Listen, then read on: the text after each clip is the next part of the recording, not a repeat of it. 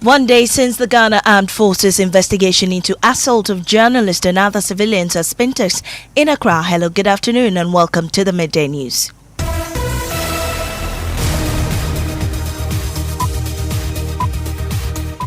The Midday News is live on Joy 99.7 FM, Hits 103.9 FM in Accra, on Love 99.5 in Kumasi, myjoyonline.com, also live in all 16 regions of Ghana via our various affiliates, live on X Spaces and Facebook. The Midday News is supported by Petrosol Platinum Energy, energizing dreams. Coming up, I wrote back to the NCA on Monday and directed the NCA in that letter to suspend the broadcasting license of DSTV effective 7th of August 2025 if they fail to effect a reduction in their bundle prices. The broadcasting license of popular pay satellite TV service DSTV faces suspension next Thursday if it fails to reduce its subscription charges. The Minister for Communications has slammed the company's pricing as plain stealing, accusing it of exploiting Ghanaian subscribers. I cannot, as minister, serving the Ghanaian people, continue to watch what can best be described as plain stealing happening to the Ghanaian people. Enough of the mistreatment of the Ghanaian consumer. Well, we have details of that coming up shortly. Also coming up, United States President Donald Trump announces tariffs on more than 90 countries, including those that have failed to reach a trade agreement. Ghana is facing a 15% tariff on its exports to the U.S. Also coming up, the Ghana Armed Forces deploys ground and aerial tactics in intensified operation in Boko as part of efforts to secure lasting stability in the area. Also that coming up shortly in sports. National Sports Authority eyes Baba Yara Stadium revamp as facility falls below match standards. And later in Showbiz today, we look at why some men return to the women's shoes hat they broke. I mean, after perhaps moving on to go and have others, you want to go back and see if it's exactly how you felt or you just didn't have better. These and more coming up with me, Maame, Nyamekye, Thompson. This is Joy News, independent, fearless, and credible. Please stay.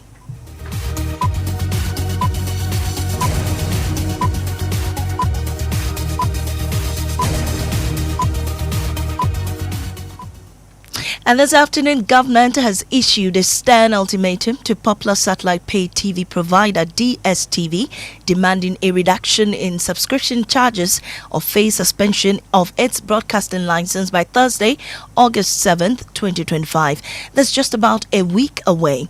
DSTV is operated by MultiChoice Ghana. Minister for Communications and Digital Innovations Samuel Nati George made the announcement during the Government Accountability Series in Accra, describing DSTV's pricing model as exploitative and unfair to Ghanaian consumers. He revealed that he has already directed the National Communications Authority to initiate the process of suspending the company's broadcasting license should it fail to comply by the stated deadline. I made clear the ministry's expectation that pricing structures had to be responsive to Ghana's current economic context. I made a formal request of 30% reduction in the package pricing and gave a deadline of July 21st for a formal response from MultiChoice. On the 21st of July this year, I received a 9-page letter from MultiChoice detailing why they were refusing to reduce their pricing. Their reasons included that the cedi had depreciated in the preceding 8 years by 240%.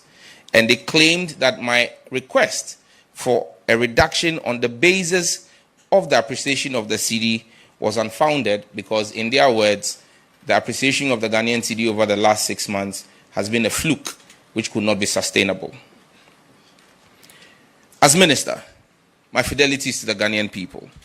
I have had to act in the interest of the Ghanaian people. And I believe that the Ghanaian people have been fleeced and exploited for too long. I wrote back to the NCA on Monday and directed the NCA in that letter to suspend the broadcasting license of DSTV effective 7th of August 2025 if they fail to effect a reduction in their bundle prices. I cannot, as minister, serving the Ghanaian people, continue to watch what can best be described as plain stealing happening to the Ghanaian people. In my letter to them, I gave them scenarios from 7 markets that DSTV is operating in. The same content in the premium bouquet that is offered to Ghanaians for $83 equivalent is offered to Nigerians for $29 equivalent. How can anyone explain this price disparity to me? Enough of the mistreatment of the Ghanaian consumer.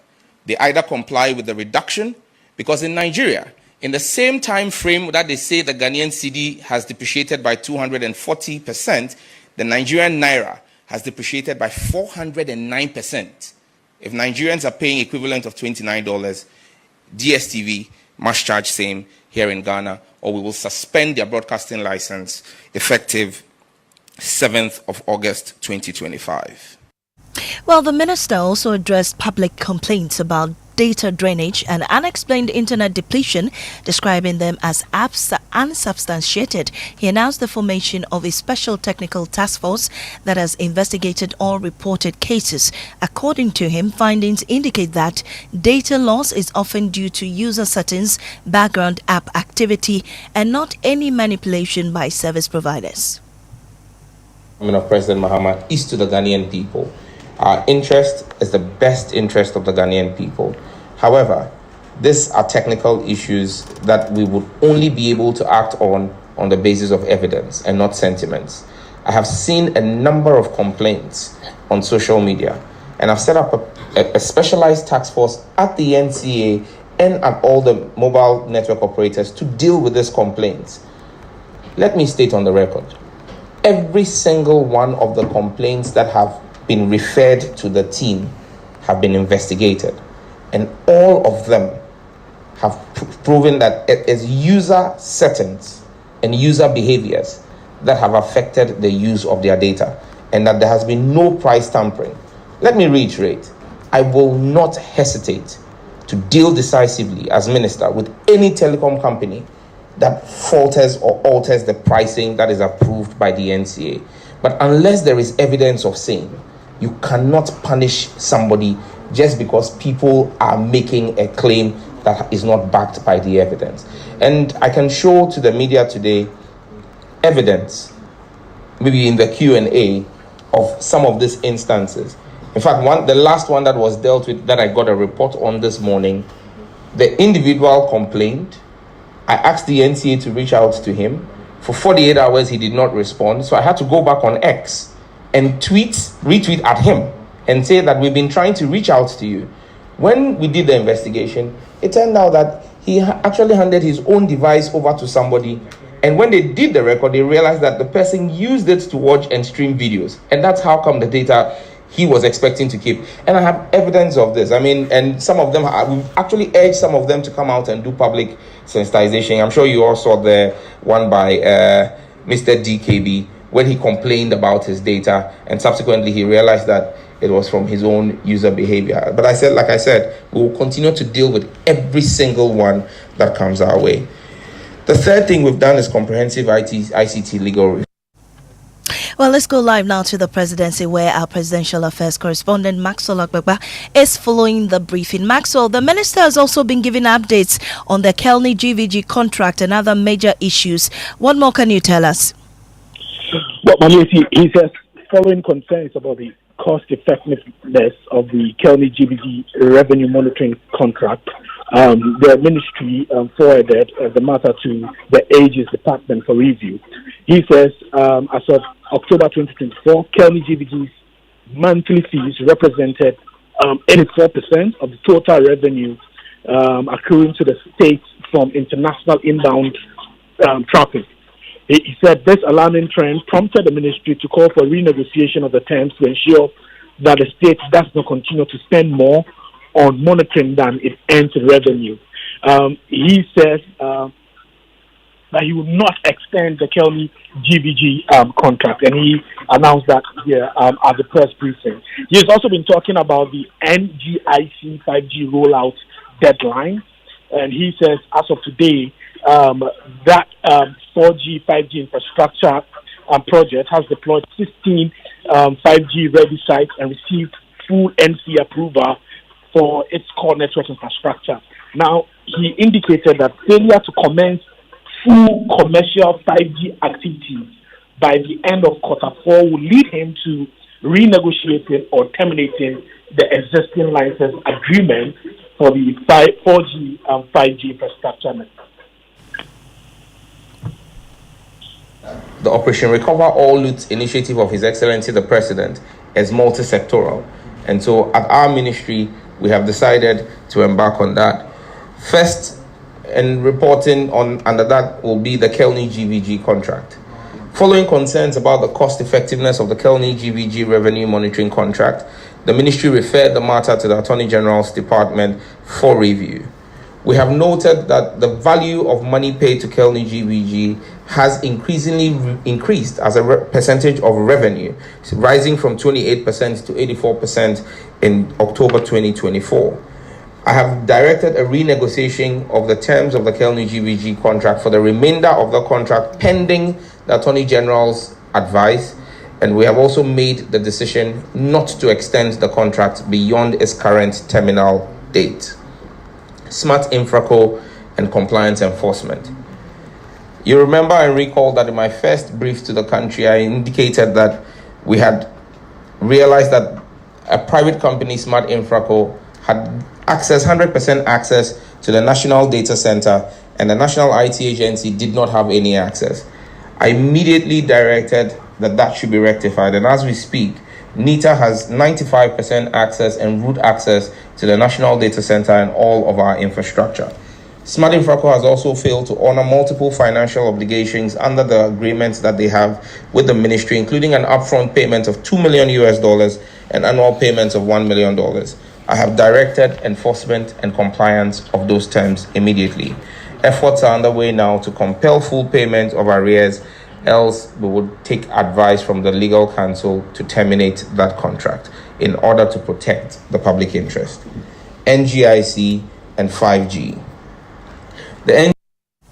And you heard the Communications Minister Samuel Nate George. Moving on, Roads and Highways Minister Gavin Kwame Agboja is demanding the recovery of $30 million paid to Indian construction firm JMC Projects, accusing the company of doing virtually no work on the $158 million Savelugu Wale Road project. Speaking on the Super Morning Show here on Joy FM, the minister said no plea bargaining or political pressure will deter him from retrieving the funds.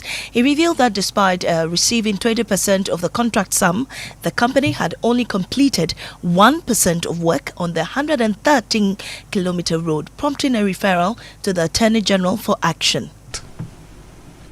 Was written such that we paid the contractor, I think, about 20% mobilization. And I just got to know that even the day of the sword cutting, that the former vice president did, the truck, the vehicle, the equipment that were available did not even belong to the contractor because they were not ready. That we rushed to cut the sword. Now, the part of the contract also says that if they take that money and they raise the second certificate, after a period of time, if we fail to pay, they are free to terminate the contract and walk away with our 30 million. Oh, it's actually 30 million. 30 million. And I'm saying that if you are a Ghanaian, a lawyer, an engineer, and you take, assuming it's a FIDIC contract, you take that contract, there's an opportunity for you to do a specific condition of contract, and you wrote a contract and say that we can pay somebody, forget about where the person comes from, whether India, Japan, doesn't really matter, and say that when we pay you 30 million and you raise a second certificate after a number of months we don't pay you, you can terminate and go. How can you actually hold your Ghana card and tell yourself that you belong to this country? Unless you hate us so much. But for me, it is done already. You've taken our 30 million. We have done no work. You will either have to work up to 30 million or you give us our money back. And there's no way out of this. No amount of meetings, no amount of conferences is going to change this. $30 million. Do you know what that is? The contractor working at Agona to Takrady. Was started by the previous government. That was one of the things I was asking my predecessor. That project was awarded during President Akufo-Addo's time. Not $1 was paid. Well, Mr. Akpajé also called on former Vice President Dr. Maame to break his silence on the project which lies within his home region. He assured that under the Big Push project initiated by President Mahama, no road contract will exceed 24 months, adding that a new contract enforcement strategy will ensure timely delivery. And if not, what targets have you set out for yourself? A very, very good question again. The average Ghanaian has come to accept something which is very unacceptable because they see road projects start around their backyard, and no one can tell them when this is going to be completed.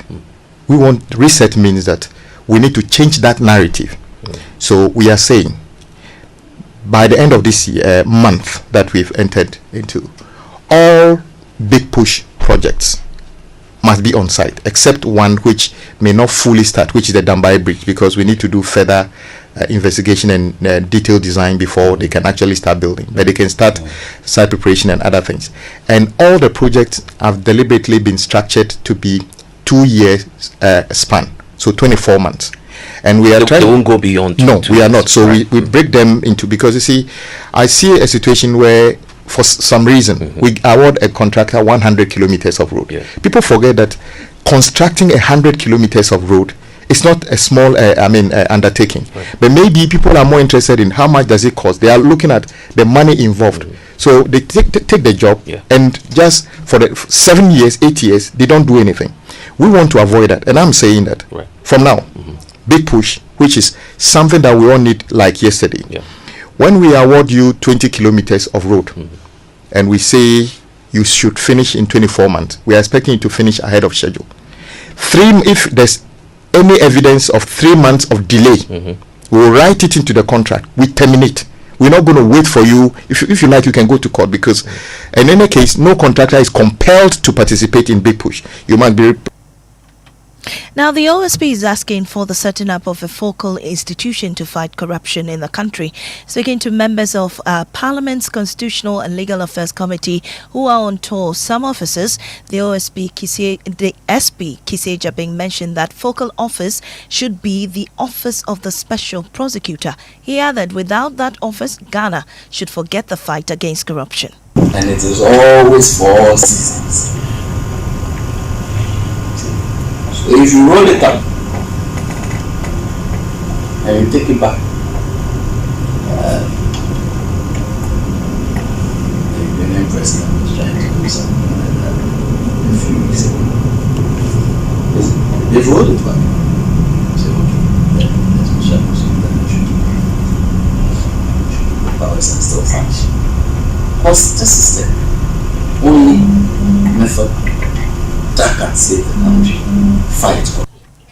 We apologize for that poor quality of sound. By refusing to directly comment on Paul Adom Ochi's detention, the OSP had this to say about claims of not having landed property. Indeed, when we go to court, when we charge people, we go to court, we don't oppose bail. Other prosecutions, have we ever opposed bail? Last week, Wednesday, I did an agreement in respect of the MPA matter. When he got to bail, I just got up and told leadership that we are not opposed to bail, so we are leaving it in the charge. We don't oppose bail. We do not use bail to punish individuals in this office. What we do is just to secure by law your attendance in respect of the investigations, and if we are minded to take it to court, if we think we have the requisite evidence. Well, my colleague Hannah Odame is with the team and joins us on the line with more on this. Hannah, what more has the OSP been saying? Hannah, can you hear me? Unfortunately, we lost Hannah on the line. You're still listening to the Midday News here on Joe 99.7 FM, and the Metropolitan Chief Executive for Sekondi Takoradi, Frederick Feidu, has raised red flags over the rising cases of HIV in the Western region despite a national decline. Speaking at the General Assembly meeting, the MCE also touched on urban safety, prostitution, and incentives for staff within the Assembly. Joy News' Natalia Kwanzaa has more. At the General Assembly meeting of the Sekondi Takoradi Metropolitan Assembly, MCE Frederick Fedu did not hold back. He began by drawing urgent attention to the alarming spike in HIV infection in the Western region from 1.55% in 2023 to 1.62% in 2024, a disturbing contrast to the national decline. The recent surge in the incidence of HIV infections in the Western region, despite a slight drop in the national rate from 1.53% in 2023 to 1.49% in 2024, the figures in this region rather increased from 1.55% to 1.62%. Now, this should be a matter of concern to all of us as residents of the region and the metropolis. DMC attributed the growing prevalence partly to rising prostitution across the metropolis, from Takoradi to Sekondi all the way to Escado. Being the only metropolis in the region and consequently susceptible to the influence of people who may be living with the virus but not on treatment, beyond the effort being put in place by the Assembly to support the HIV desk officer in working closely with the Metropolitan Health Directorate to frequently carry out free counseling and testing exercises on this matter, we will look at the increase in the activities of prostitutes. You're still listening to the Midday News here on Joy 99.7 FM. We'll take a break. We'll return with sports. And also, Ghana Armed Forces deploys ground and aerial tactics in intensified operation in Boko as part of efforts to secure lasting stability in the area. Also in Showbiz, we look at why some men return to the women's shoes at the break. I mean, after perhaps moving on to go and have others, you want to go back and see if it's exactly how you felt or you just didn't have better.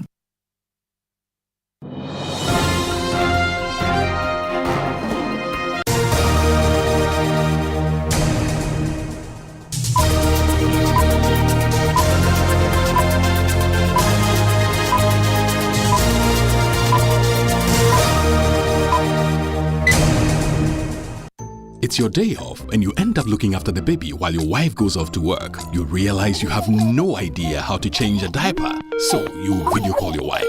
Hello, darling. Yeah, hello. Hello. Kojo, is everything all right? Everything is not all right. I'm not seeing Topo. How do I change a baby's diaper, please? Kojo. Okay, first, put the diaper. The video call freezes. While you wait for the internet to catch up, the baby sprouts a fountain and wets the diaper. As you are getting a new one, your wife comes back online. Kojo, no. But I have to go and get a new diaper. What must I do next? I beg, quick. Open the front of the diaper. It's the side that has... Wow, look. The video freezes again. Abba. By now, you know where the conversation is going. There's no buffering in real life, so why accept it from your internet connection? Get connected and experience ultra-fast internet to your home, powered by MTN Fiber Broadband. From the Internet Masters. MTN, everywhere you go. Feel the excitement. Enjoy the conversation. Come with us on this exciting journey of growth and personal development. We challenge you to break the status quo, step out and do big things. Catch host Reverend Albert Okran as he vibes with CEOs, experts and changemakers. Right here on Springboard, your virtual university. Now showing every Sunday at 9 p.m. on Joy News TV, 7 p.m. on Joy 99.7 FM, and streaming online on Facebook and YouTube. You can't miss it. Partners, MTN Ghana, Enterprise Group and the Ghana Grows Program. A collaboration between MasterCard Foundation and Springboard Roadshow Foundation. Media partners, Joy FM, Joy News TV and Graphic. Springboard, your personal value will shoot up. Here's where we turn around. Here's where we turn around. 1 billionaire, 3 secret families. Who are those people? They're Daddy's third family. Polygamous at heart, but the man always has the love of his life. That Lily thinks that she has won. Well, I'm sorry because she's mistaken. She may have won the battle, but she has not won the war. Will not let them beat me. That's the spirit, girl. Yeah.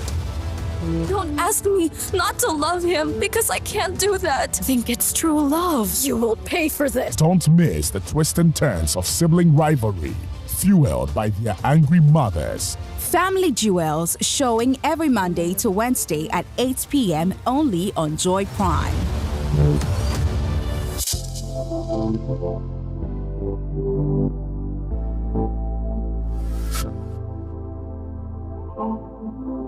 FPAC is effective for headaches and relieves the symptoms of flu, colds, and catarrh. FPAC blows away the pain associated with sore throats. During and after a hard day's work, FPAC relieves you of body pains. After the day's sports workout, FPAC helps the body to control the aching muscles. FPAC is effective against feverishness. FPAC reduces body temperature associated with malaria and other fevers. FPAC is effective against rheumatic pains. You can find FPAC in all pharmacy and chemical select shops throughout the country. FPAC is not recommended for children less than 16 years of age, ulcer and asthmatic patients, pregnant and lactating mothers. If symptoms persist for more than 2 days, consult your doctor. FPAC blows your pain away. FPAC Junior follows in the tradition of FPAC tablets, a trusted friend to relieve your child of pain associated with teething, catarrh, cold and fever. The good that FPAC does for you, FPAC Junior does for your child. FPAC Junior is for children between 6 months and 12 years. FPAC Junior blows your child's pain away.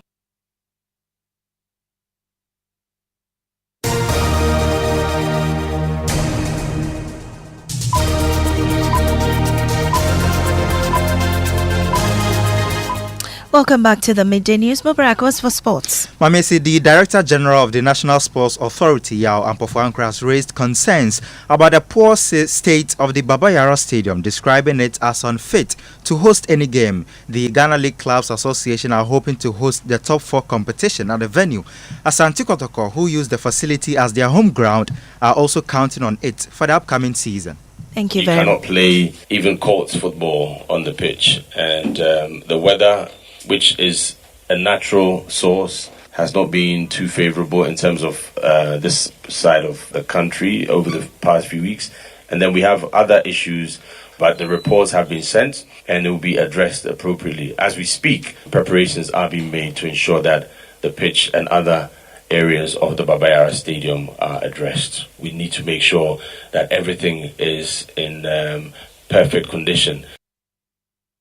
That's NSA boss Yao Ampofo-Ankra. Back to you, Mamisi. Thank you, Mubarak. Now, U.S. President Donald Trump has signed an executive order imposing reciprocal tariffs ranging from 10% to 15% on imports from dozens of countries and foreign locations, shortly after extending the deadline for a tariff deal with Mexico by another 90 days. The order listed higher import duties rates that would start in 7 days for 69 trading partners as the original deadline on a Friday approached. Now, Kofi J from our research and data desk joins me in studio with more. Kofi, run us through the list. Well, so globally, 69 countries with tariff ranging between 10% and 41%. And per what we are learning, our 10% we got about, 4 months ago has been increased by 50% to 15%. And we understand that 4 months ago, the Minister of Finance, the Foreign Affairs Minister, and then the Trade Minister were actually supposed to talk to the U.S. ambassador to look at way forward and to reduce the tariff. But what we understand is that 4 months after that, that tariff that was imposed 4 months ago has now been increased by 50%, from 10% imposition. Now we're talking about 15%, Mamisi. Well, what would be the impact, Kofi? Which simply means that goods coming from the U.S. will be 15% higher if you are looking at the import tariff that will be paid at the port, and possibly looking at our import bill and then the goods we consume from the U.S. This could actually increase our import bill and then also possibly cause inflation. Thank you so much, Kofi. Now, it's a pattern many women know too well. He leaves, she heals, then he shows up again. Not to stay, not to say sorry, just to stare what she buried. On Joy Prime's BMPS, host Kofi Hayford posed the question, why do men return to women they've hurt? The panel didn't sugarcoat it. It's rarely about love or remorse. More often, it's ego, a quiet test to see if the door's still open. If you missed the episode, here are highlights. I think it's to go and finish the job. Thank you. Wow. Thank you. To go and finish a kwata. That's what I mean. To go and just, you see, I don't get it. Someone actually told me that a lot of men would like to go and make amends, especially when they moved on, but they never saw a lady that's like her, or they miss a couple of things that they used to do about her. But honestly, it's just to go and now. Guys, really? I mean, see, guys miss the thing. And sometimes, I think you were saying it earlier before the show started, that when you think about what you used to get and you think about who could be enjoying it at this time, sometimes you want to go and check if it's the same, or it's what you used to. I mean, after perhaps moving on to go and have others, you want to go back and see if it's exactly how you felt, or you just didn't have better. That's what I'm saying. No, it's just to satisfy some. If Chris were here, he would say that it's ego. Interesting discussions there. Well, if you're out, you're out. Look for another person. But that's how we end the midday news here on Joy 99.7 FM. I am Nyamekye Thompson. Up next is Live and Word with Pastor